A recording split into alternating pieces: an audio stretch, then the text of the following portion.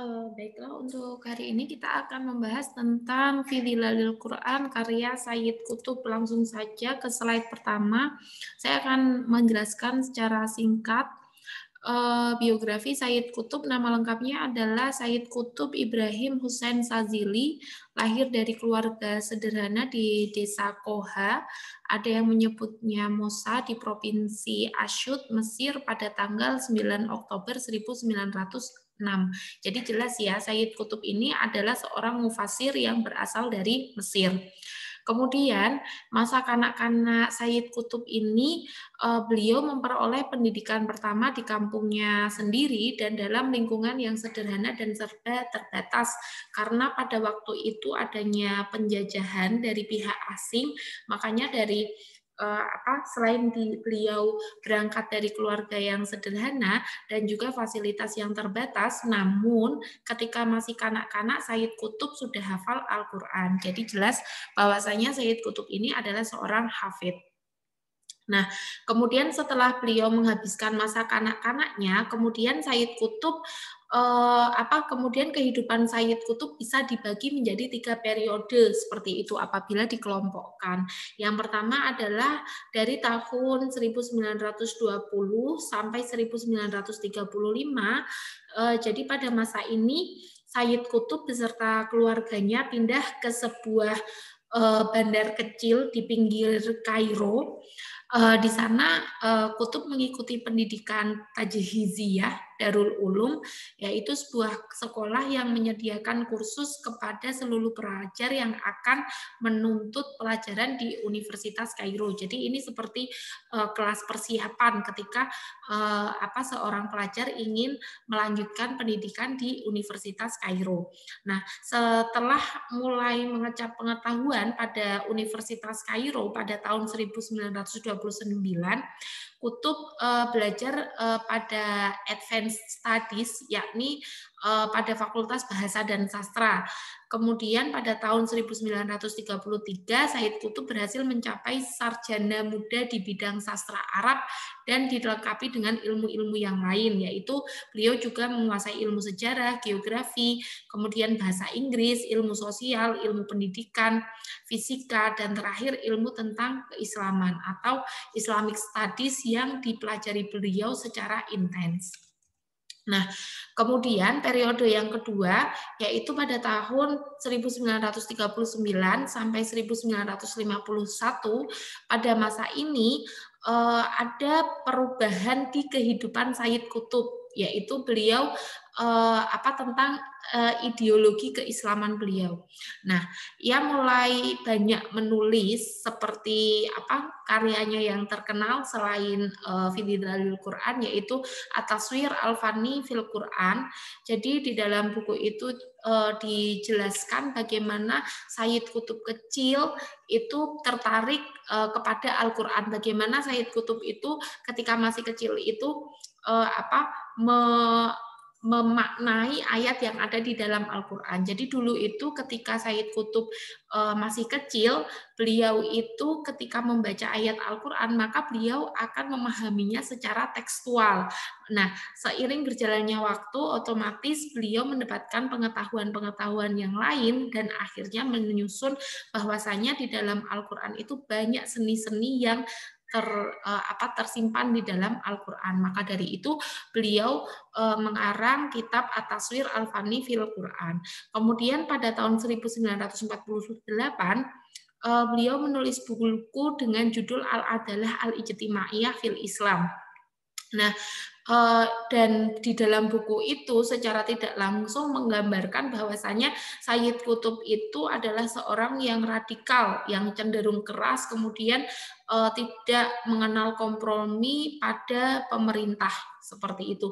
Tetapi nanti akan dijelaskan mengapa beliau sampai berpikir sampai beliau mempunyai ideologi yang radikal itu seperti apa. Nanti akan kita bahas di slide yang selanjutnya.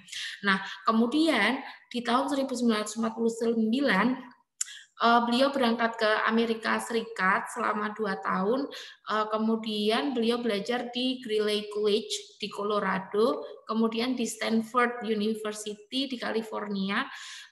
Kemudian biasanya seorang pelajar yang belajar di Barat itu nanti akan mempengaruhi ideologinya, tetapi tidak uh, untuk Sayyid Qutb, karena ketika beliau belajar di Amerika dan beliau melihat kebiasaan orang Amerika, beliau semakin gencar dan semakin bersemangat untuk mengkritik kebudayaan Amerika Serikat seperti itu. Nah, kemudian ketika tahun 1951 sampai tahun 65, masa ini dimulailah Sayyid Qutb terjun ke kancah politik. Nah, dengan beliau bergabung pada gerakan yang disebut dengan Ikhwanul Muslimin yang dipimpin oleh Hasan al-Banna. Kemudian Sayyid Qutb sendiri adalah salah seorang yang paling diperhitungkan oleh pemerintah Mesir pada saat itu. Nah, kemudian akhirnya pergulatan Sayyid Qutb di kancah politik yang berseberangan dengan pemerintah itu berakhir ketika beliau dijatuhi hukuman mati pada bulan Agustus tahun 1966 pada hari Senin tanggal 29 Agustus seperti itu. Nah, kemudian kita harus tahu dulu bagaimana keadaan sosial Mesir pada saat itu. Jadi ketika Sayyid Qutb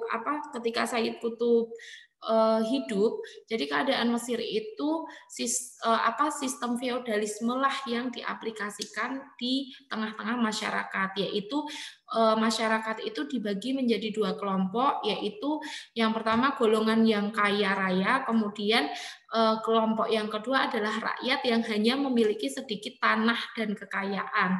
Nah, jadi dalam strata sosial yang demikian menjadikan tidak imbang karena Mesir pada saat itu lebih dominan kepada campur tangan asing, maka dari itu rakyat jelata itu semakin terpinggirkan. Nah, itulah yang kemudian menggugah pemikiran Sayyid Qutb bahwa harus ada perubahan dengan mengusir penjajah dari Mesir seperti itu. Nah, ini juga nanti yang akan mempengaruhi pemikiran dalam tafsirnya yang terkesan radikal, karena bisa dimaklumi bahwasanya keadaan sosial Mesir pada saat itu adalah ketika Inggris menjajah Mesir. Nah, kemudian pendekatan yang seperti apa yang digunakan di dalam tafsir fi Dhilalil Quran. Jadi tafsir fi Dhilalil Quran ini termasuk kepada tafsir modern. Nah, ciri-cirinya kenapa kok masuk kategori tafsir modern?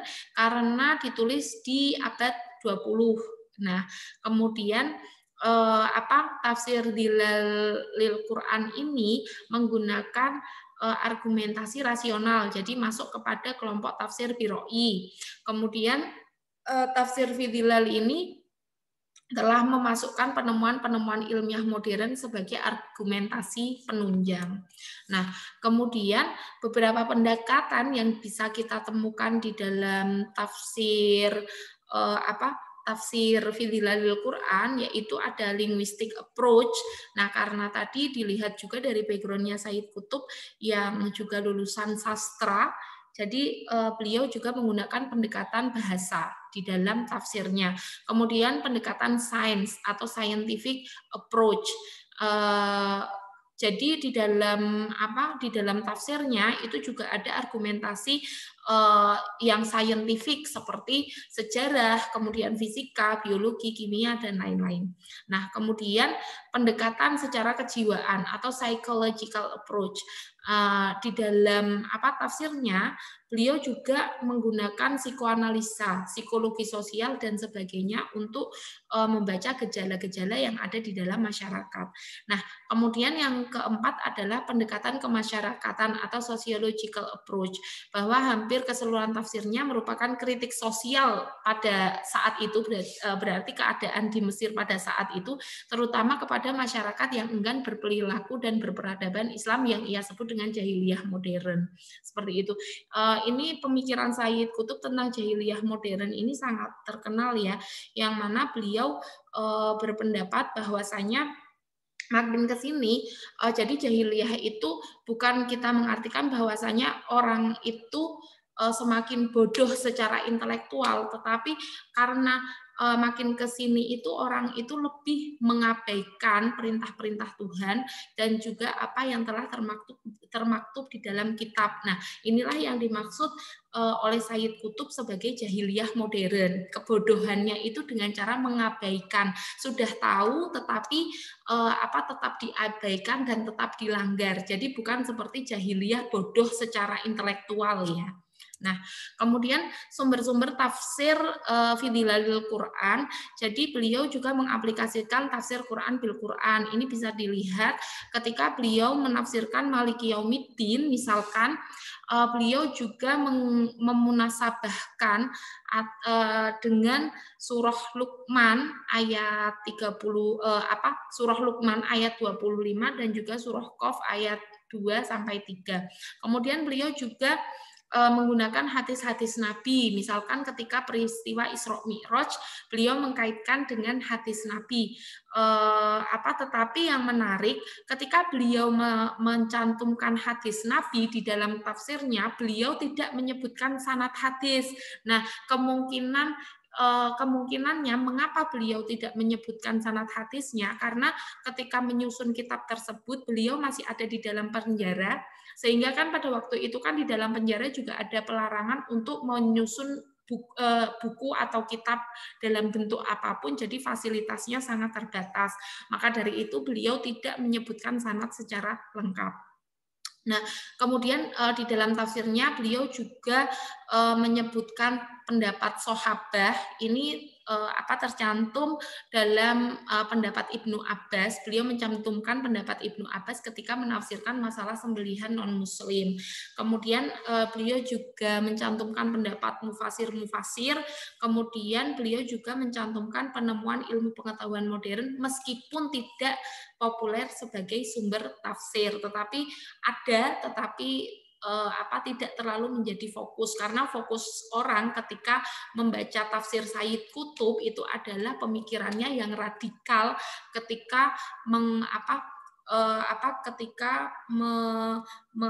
merespon sebuah ketertindasan, kemudian ada ketidakadilan, itu cenderung radikal karena tadi dilatar belakangi oleh kondisi Mesir yang saat itu dijajah oleh Inggris. Seperti itu. Kemudian metode apa saja yang diaplikasikan Sayyid Qutb di dalam tafsirnya. Jadi ini hampir sama dengan tafsir Toba-Tobai, tafsir Mizan. Jadi beliau ini mengelompokkan ayat, tetapi pengelompokan ayatnya ini cenderung panjang. Jadi dibandingkan dengan tafsir-tafsir yang lainnya, di dalam tafsir fi Dhilalil Quran ini pengelompokannya itu bisa sampai 10 sampai 20 ayat seperti itu. Jadi sangat panjang sekali. Kemudian ketika mengelompokkan ayat tersebut, ketika beliau akan menerangkan atau mengambil atau ketika di akhir keterangan itu pengelompokan ayat tersebut sering beliau sebut sebagai dares. Jadi ketika teman-teman menemukan kata-kata dares, itu yang dimaksud adalah sekelompok ayat yang telah dipaparkan di atas. Nah, kemudian beliau juga menggunakan teori korelasi atau munasabah. Tadi sudah disebutkan ya, baik ayat maupun surah. Jadi misalkan menghubungkan surah Al-Kautsar dengan surah Ad-Duha. Nah, kemudian ciri lain yang terletak pada metode Qutb ketika mengalami kelompok ayat yang akan ditafsirkan, jadi beliau itu mengawalinya dengan komentar pendahuluan. Jadi ada pendahuluan ringkas tentang kandungan surah yang akan dikaji secara rinci. Jadi misalkan di awal surah Fatihah, Sayyid Qutb mengemukakan bahwa dalam surah ini tersimpul prinsip-prinsip akidah Islam. Kemudian beliau juga menerangkan tentang konsepsi-konsepsi Islam dan arahan-arahan yang mengidentifikasikan hikmah. Jadi beliau menerangkan dulu di awal surah itu kandungan apa yang terkandung di dalam surah tersebut. Oke, cukup. Kita lanjut di WAG. Terima kasih.